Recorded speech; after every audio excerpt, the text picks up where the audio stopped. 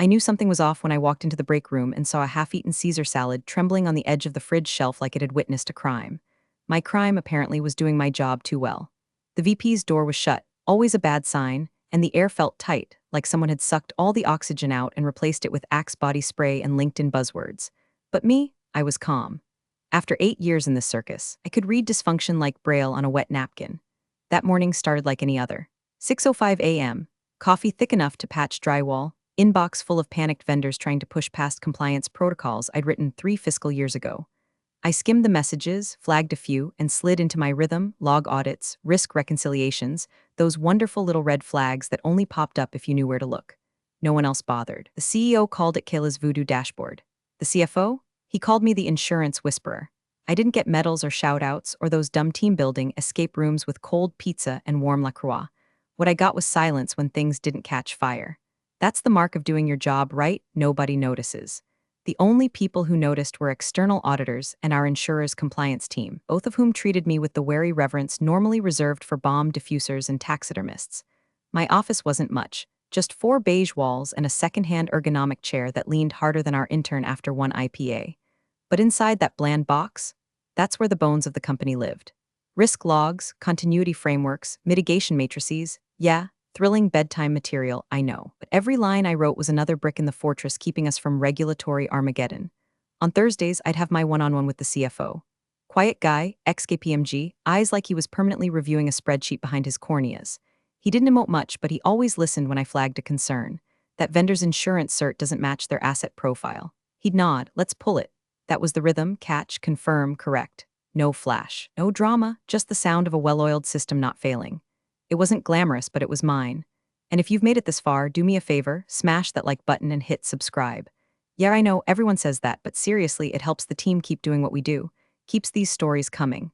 Plus, it lets me pretend people actually care about risk officers. Anyway, my role was buried deep in the structure of the firm, not flashy, but fundamental. It had something called a named officer clause, a dusty little designation buried in the operational charter, older than the espresso machine and more powerful than anyone realized. The kind of thing you don't mess with unless you enjoy setting off landmines with your face. I'd signed that designation 5 years ago. The CFO knew it. Legal knew it. Hell, even the janitor probably knew it after fixing my lockbox drawer 3 times. Every morning, I ran continuity checks on our vendor matrix, scanned for expired contracts, updated the risk register, flagged anomalies, like that time a vendor uploaded a fake ISO cert with Comic Sans in the footer. Rookie move. I shredded it in 5 minutes flat. Still, no praise, just more silence. Maybe a grunt from the CFO when I saved us from a 6-figure fine. Maybe a nod from legal when I preempted a GDPR violation by 3 weeks. That was my kingdom, one where the only throne was an HR-approved office chair, and the crown was a lanyard with 3 ID badges and a panic button. But I was proud of it. I kept the place running while others played office politics and posted Slack memes about hustle culture. My work wasn't decorative. It was defensive architecture. And while the frat boys with MBAs paraded around barking about growth hacks, I was the one patching the legal duct tape on their broken initiatives. I knew how many contracts we were tied into that had risk clauses with landmine language. I knew which vendors were 2 missed invoices away from triggering breach. I knew our insurance policy better than the broker who sold it. And I knew, deep in my bones, that none of them had a clue how fragile their little empire was. Still, I kept my head down, did the work, smiled when someone stole my printer paper, and acted like I should thank them for reducing inventory. Until the day the new VP arrived. But we're not there yet. Not quite. That morning, I caught a glance of myself in the mirrored panel by the elevator. Blazer buttoned, hair tied back. Eyes a little tired, maybe, but steady. I looked like someone you wouldn't notice unless the fire alarm went off and I was the only one who knew the code to shut it down. And let me tell you something, the alarm was about to go off. His name was Trent. Of course it was. Showed up on a Monday wearing a watch that probably cost more than my car and cologne that could kill a cat at 50 feet.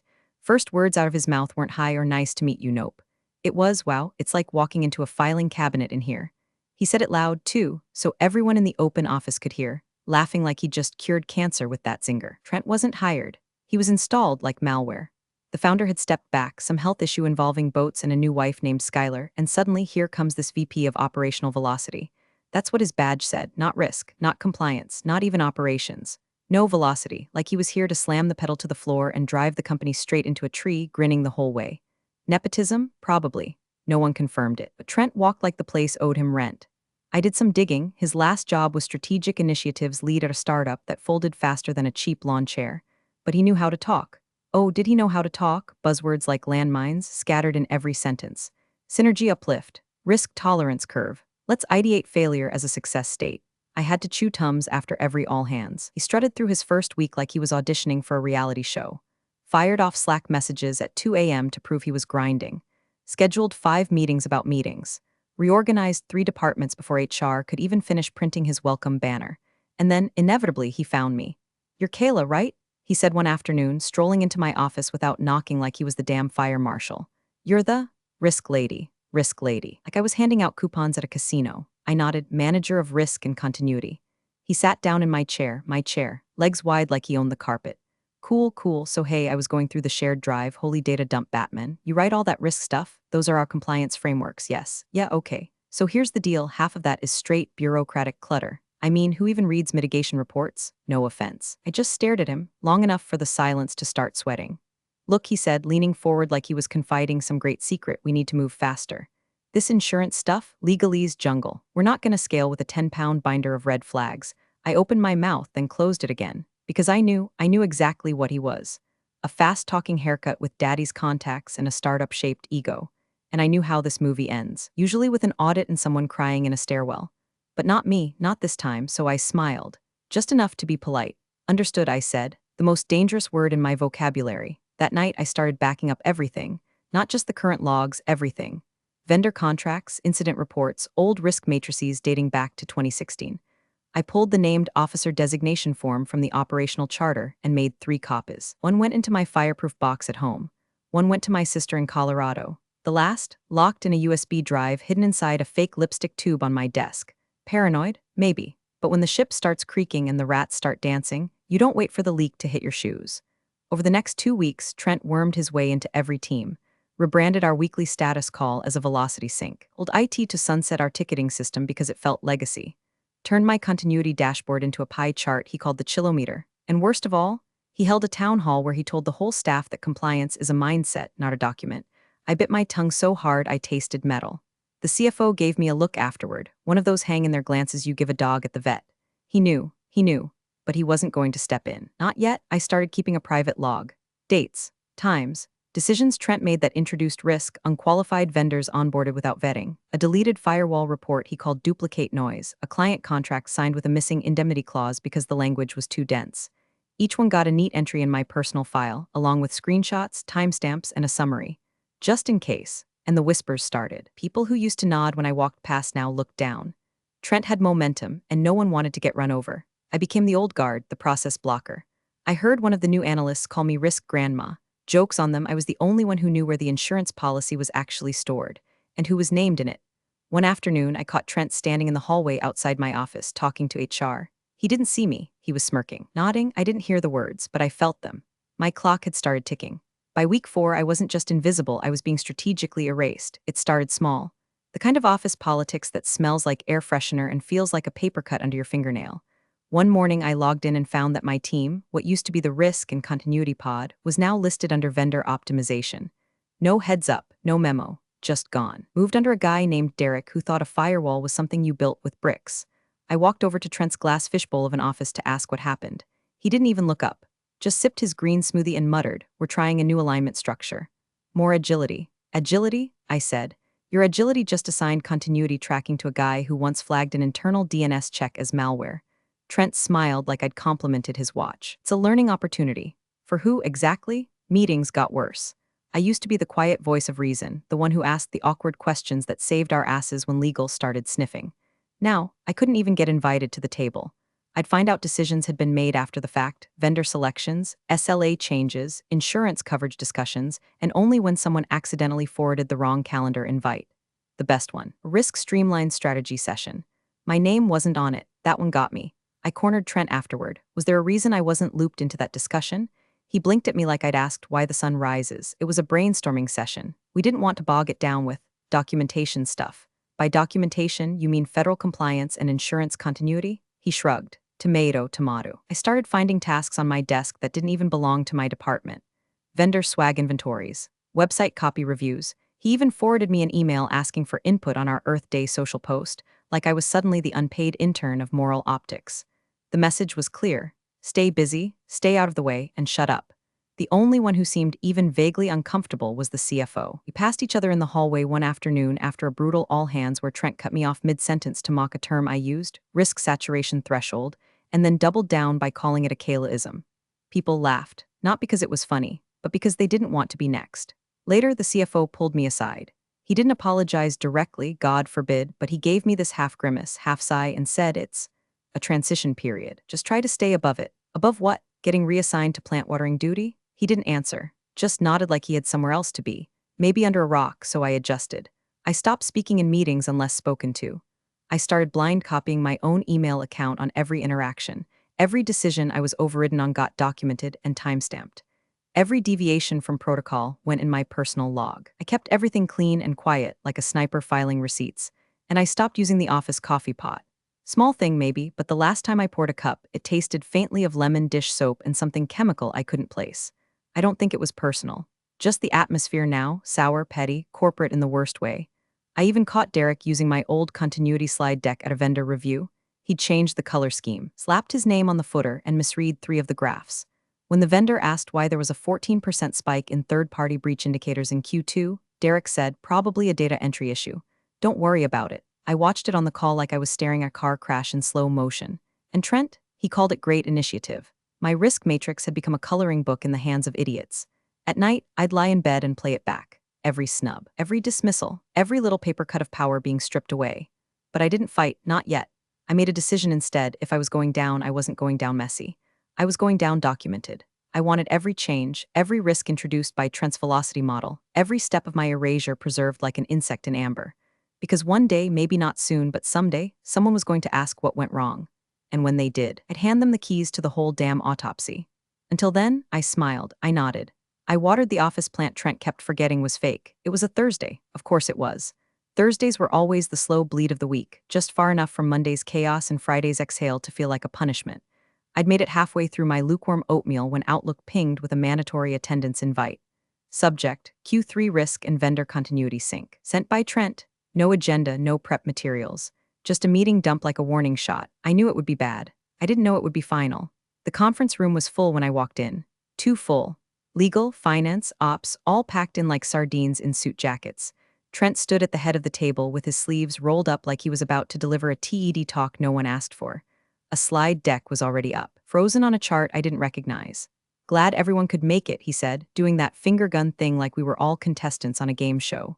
Today's about confidence, investor confidence, partner confidence, internal alignment. And what builds confidence better than reduced vendor risk? I felt it before I saw it. That gut twinge that tells you someone's about to light a fuse under your work. He clicked to the next slide. Massive pie chart labeled, Q3 vendor risk exposure mitigated by 92%. 92%. My stomach sank. That number wasn't just wrong, it was nuclear wrong. A fiction so bold it might as well have come with its own theme music. We were sitting closer to 68%, and only that high because I'd spent 2 months arm wrestling a cybersecurity audit through 3 non-compliant vendors in Ohio. I raised a hand. Calm, controlled. Actually, that figure's incorrect, I said. Based on current tracking, mitigation is at 68.2%. The 92% doesn't reflect open items from Tier 2 vendors, particularly the 2 flagged for SOC2 gaps. Trent didn't even blink, just smiled like I'd told him his fly was down. Kayla, that's a lovely spreadsheet brain of yours, but we're focusing on sentiment here, not just raw numbers. And frankly, I've always had a bit of a chicken little complex, haven't you? A few people chuckled, not the good kind. The kind that feels like swallowing glass. I tried again. This isn't sentiment, these are material risks. If one of those vendors has a breach enough, he said louder. He turned to the room. Look folks, Kayla's great at finding fires under rugs, but sometimes you gotta lift the rug and throw it out. This is the new model, forward-facing, agile, unburdened by doomsday spreadsheets. I kept my face blank even as my pulse started hammering in my ears. Trent looked at the door. Security, can we get someone in here? I think Kayla needs a little time off to recalibrate her energy. Maybe go organize her continuity folders.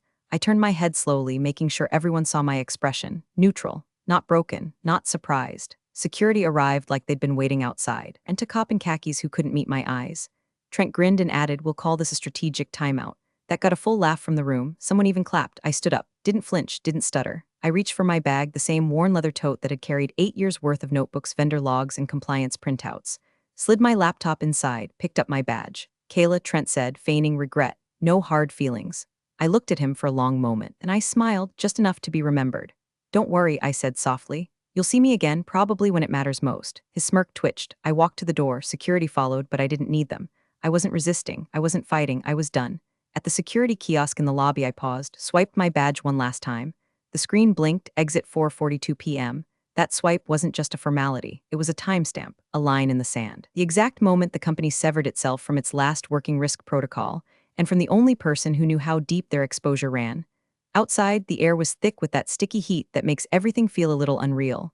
I kept walking, past the parking garage, past the smoking interns, past the bronze plaque out front with the company's proud little motto etched into it, progress through precision. I almost laughed. Behind me, glass walls shimmered with false transparency. And inside them, a man with a fake chart, a fake smile, and no idea what he'd just triggered. The meeting room was cold. Not the kind of cold you fix with a thermostat, but the kind that seeps in when money enters the room and everyone suddenly forgets how to blink. Long mahogany table, bottled water lined up like crystal soldiers, phones silenced, tempers tighter than the CFO's tie knot. This was the meeting. $150 million in play. Weeks of prep, endless models, deck after deck of projections and promises. The kind of funding round that didn't just change balance sheets, it redefined them. And I wasn't there. But my absence, that was about to become the loudest thing in the room. Trent sat at the front naturally. Elbows splayed, jacket off, shirt sleeves rolled just enough to show off that hideous tattoo on his forearm that said disrupt or die. The CFO was 2 seats down, face pale, lips pursed, hands folded so tightly his knuckles looked polished. Legal counsel Janine was next to him, already thumbing through the regulatory binder like it might start smoking. Across the table sat the investor delegation, 4 of them. Quiet, tailored, eyes like accountants at a murder trial. Introductions went quickly. Trent did most of the talking. Called himself a bridge between vision and velocity, said things like data-fueled disruption and lean operationalization, and somehow managed to make every syllable sound like it was wearing sunglasses indoors. The lead investor, a woman named Harper, cut through it. Before we move to the projections, I want to confirm your current insurance coverage status. Specifically, the continuity of compliance leadership. We noticed there was a recent change in personnel. Trent didn't flinch, just leaned back and grinned like a man who had rehearsed for this. Handled, he said. We've pivoted to a more streamlined structure. Flattened the team, actually. We've embedded risk functions directly into ops, keeps things nimble, more responsive. Harper didn't smile, so you removed the named risk officer, he chuckled. That title, it was more ceremonial than functional. We've modernized, distributed responsibility. It's the way forward. That was the moment Janine coughed. Not a sick cough. Not even a nervous one. It was sharp, intentional. She didn't look at Trent. Just opened a folder and slid a single sheet of paper forward. The covenant language for insurance coverage is specific, she said softly. It requires uninterrupted oversight by a named officer listed on record with our insurer. The designation is tied to the original operational charter. There's no clause for flattened teams. Trent blinked, then shrugged. Well, I mean, yeah, Kayla, she was listed. But we moved on. She was holding us back. We're innovating now. Silence. The kind of silence that presses on your chest, that makes you suddenly aware of your heartbeat in your ears. Harper's associate leaned forward. Can we confirm when this change occurred? Trent shifted in his chair. I don't see why that's relevant. We've ensured compliance is baked in across all teams. I'll need the access logs for the day of the separation, Harper cut in, specifically security timestamping.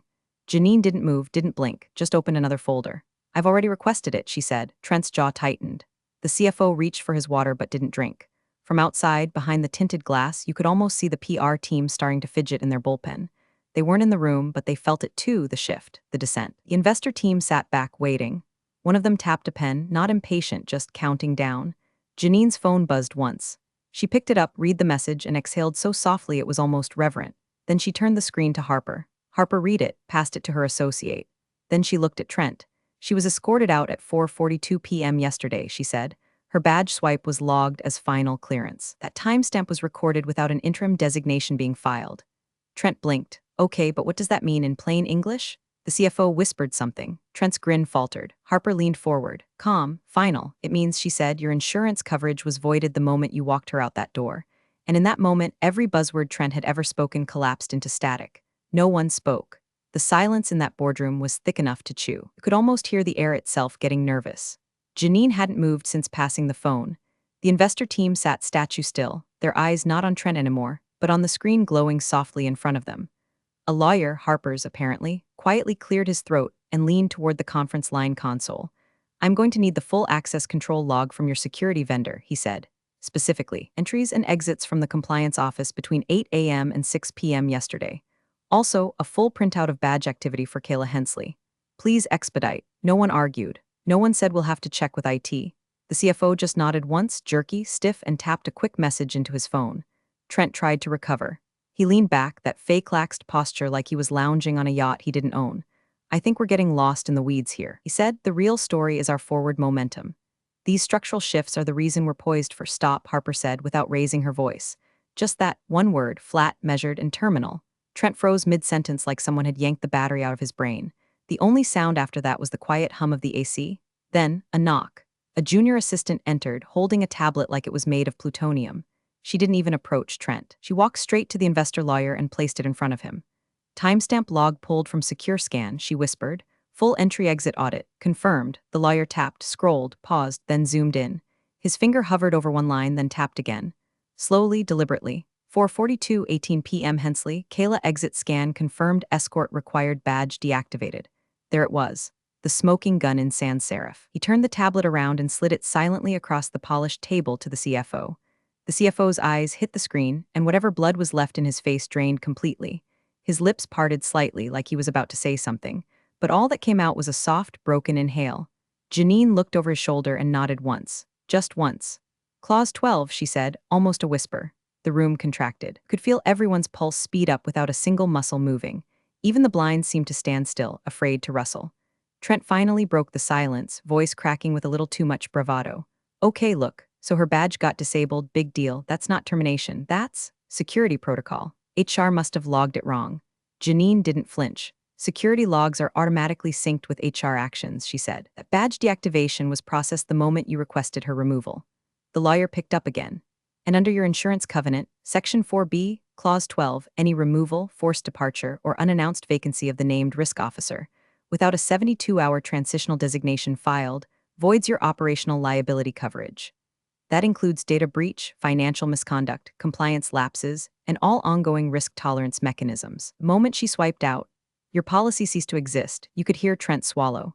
The investor associate tapped his pen once against his legal pad. One sharp click, then nothing. No coughing, no fake clearing of throats, no tech jokes to save face, just a vacuum of dread. The kind you only feel when a $150 million lifeline starts to quietly, coldly evaporate. Harper folded her hands. Who approved the removal? Trent opened his mouth, but the CFO beat him to it. His voice was hoarse. He did, and that was it. That was the sound. Not a gavel, not a siren. Just one man pointing and another man dying slowly inside his $900 shoes.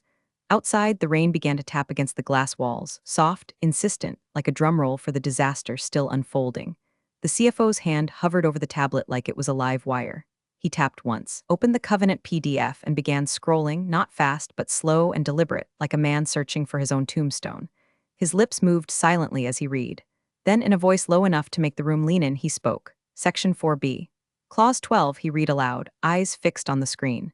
In the event of removal, termination, suspension, or operational disruption of the named risk officer, without a documented 72-hour transitional buffer or interim designation filed with the insurer, all active coverage related to operational risk, cyber liability, regulatory oversight, and fiduciary protection shall be considered void ab initio. He paused, blinked. Effective immediately at time of disruption. The sentence hit like a depth charge. Void ab initio from the beginning. Like the policy had never existed. Like they'd just been running naked through a minefield for 24 hours. No one moved, no one breathed. Trent looked around the table as if hoping someone would laugh. Maybe tell him this was a joke. Maybe break the tension with a snarky line about being agile or taking risks. But the punchline never came. Instead, Janine reached for her phone. Quiet, professional. She didn't need permission. She didn't even look at Trent. She dialed, waited, then spoke into the receiver, voice calm and clipped. This is Janine Carlson, in-house counsel for Genset Capital. We're confirming status on policy #719834B with Crenshaw Insurance Group, specifically under Operational Clause 12. Yes, I'll hold. You could feel it building, the dread, the slow turning of gears in every investor's head, the realization that due diligence had just turned into damage control. The line picked up. Yes, Janine said, we're in a funding review session. We've just confirmed removal of the named risk officer at 4:42 p.m. yesterday.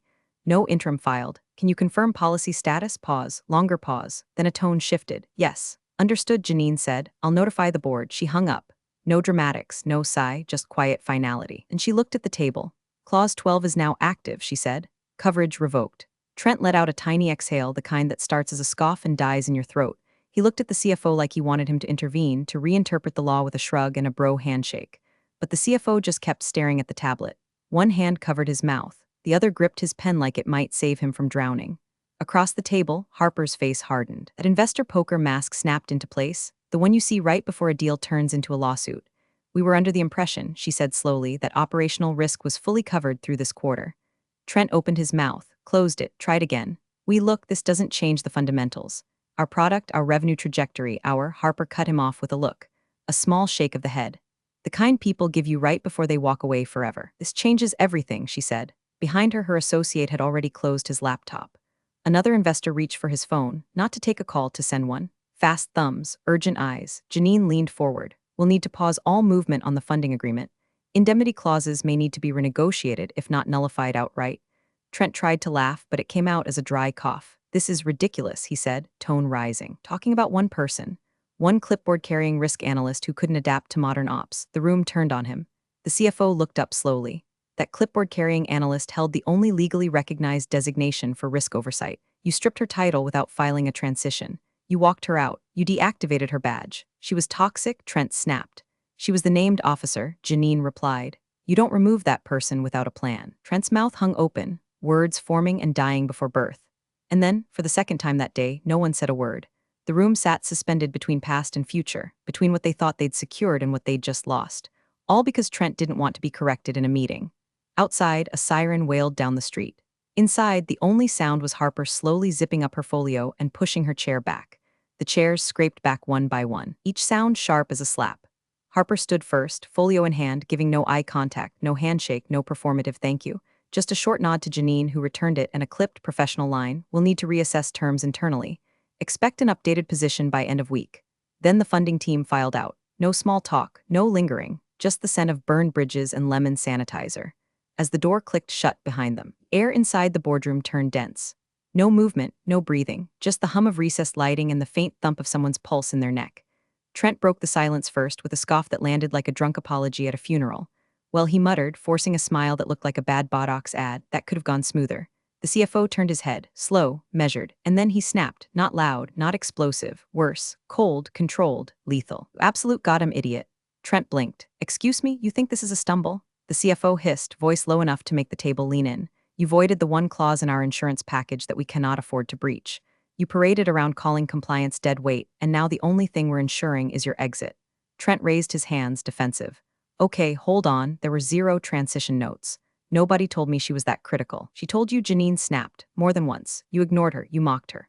Come on, Trent said. Are we really going to pin this entire fiasco on me not playing nice with an analyst? She wasn't an analyst, the CFO barked. She was the named officer. Do you even understand what that means? Across the table, a board member finally looked up from his phone. Then another. A third tapped out a message, glanced at Trent, and shook his head slowly. A quiet thrum of real-time corporate disaster was unfolding in text threads, Slack channels, and off-the-record calls. Janine opened her laptop. We'll need to start immediate breach reporting to the insurer. That clause triggers exposure audit across all holdings. That includes vendor compliance, data integrity, even D&O coverage. If we don't get ahead of this, we're looking at public disclosure within the week. An internal counsel is going to eat this. CFO added, voice clipped. They've been warning us about this for years. We had the buffers, we had the coverage. You didn't just rip out a safety net, you pissed on it and set it on fire. Trent started to speak, but was cut short by the gentle ding of someone's phone. The CEO, he wasn't in the room, but his message came through to every device around that table. Just one line, sitting heavy in the group chat like a ticking grenade. Fix this, or step down. Silence, phones buzzed again. This time, individual threads, private messages flying like shrapnel. One board member stood and stepped out. Another whispered to Janine. She nodded and began organizing documents, real documents, not PDFs and decks, but hard copy frameworks from the compliance vault. And Trent? He sat there blinking, finally realizing that the air around him wasn't discomfort, it was consensus. The CFO adjusted his glasses. I've got 30 minutes to draft a mitigation plan, he said. After that, I'm calling a special vote. And if I have to cast the tiebreaker, you won't, Janine said flatly. There won't be a tie. Trent finally stopped moving. No more finger tapping, no more fake smiles, just a man watching the fire he lit circle back around, slow and silent. Outside the conference room glass, the office kept humming, receptionists typing, sales reps laughing at something on Slack, people passing coffee like nothing had happened. But in that boardroom, the dam had broken, and every eye not on Trent was already looking for the person who could clean it up. They called a second meeting before lunch. No investor team this time, just legal, the board, the CFO, and Trent, who looked like he'd aged 5 years in an hour. His shirt was still crisp, but the swagger had leaked out somewhere between Clause 12 and the CEO's group chat ultimatum. The conference table felt smaller now. Warmer, too, like the lights had dipped a few Kelvin just to make the sweating more dramatic. Outside the glass walls, people kept working like they had no idea the company's spine had been yanked out through its own PowerPoint. Janine entered last. She was holding a thick folder, the kind of folder you only bring when someone's job or reputation is about to be erased in triplicate. No one offered small talk. No coffee. Just a single nod from the CFO. "Let's get it on the record," he said, voice like a scalpel. Trent tried to lead. "Okay, look, mistakes were made. I acted decisively based on the culture and structure I inherited. I didn't see sufficient documentation to justify the retention of an outdated role. Frankly, the risk office was redundant." "Stop," Janine said. She set the folder down, popped the clasps, and pulled out the oldest piece of paper in the entire company. The original operational charter. Actual paper. Yellowed edges, ink that looked like it had been signed during a power outage. She turned to a bookmark section, slid it across the table, and pointed to a line with one long, pale finger. It wasn't a scream. It wasn't a slam. It was worse. Just the flat, unemotional truth in size 10 font, named Officer Risk and Continuity. Appointed, Kayla M. Hensley. No interim filed. Trent stared at it like he was trying to manifest a typo. "Okay," he said slowly, "but that's symbolic. It doesn't mean she was mission critical. It means you weren't authorized to remove her without transitional protocol." Janine didn't raise her voice. She didn't have to. It was the stillness that did it, that terrifying, surgical calm that only lawyers and surgeons ever truly master. She turned to the CFO. No amendment was filed. No succession plan submitted. This designation tied her position directly to the insurance covenant and risk compliance with the SEC. The CFO looked down at the document like it had turned to stone. "She told me," he murmured. "I didn't listen." "She documented it," Janine added. "I found 3 memos, all flagged, all ignored." Trent leaned forward, desperate now. "She was deadweight. She created obstacles.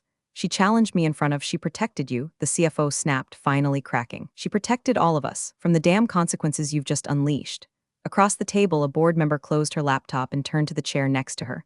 "Motion to restructure executive leadership effective immediately." Seconded, all eyes shifted. The CFO didn't argue. He didn't blink. Motion carried. Trent sat back like someone had pulled the floor out from under him. For the first time, he didn't have a comeback, didn't have a buzzword, even have the energy to defend himself. Just silence. And in that silence, every phone in the room vibrated almost simultaneously. The funding freeze alert had gone live. Investor wire status, on hold pending risk remediation. The money was gone. The room sat still for a beat too long, like everyone was waiting for the fire alarm to start screaming. But there was no alarm, no flames. Just the quiet collapse of a man who thought insurance clauses were optional. Meanwhile, 5 miles away in a quiet little co-working space that smelled faintly of fresh coffee and printer ink, I clicked refresh on my inbox. One new message. Subject, contract approved, start Monday. I stared at it for a moment, let it sit there. Then I smiled, small, tired, just enough to feel like something real had finally landed. The logo on the email header, their biggest competitor, and now mine too. Big thanks for watching, you sneaky seniors. Subscribe to keep the coffee pot brewing revenge. Your ex-colleagues won't know what hit 'em.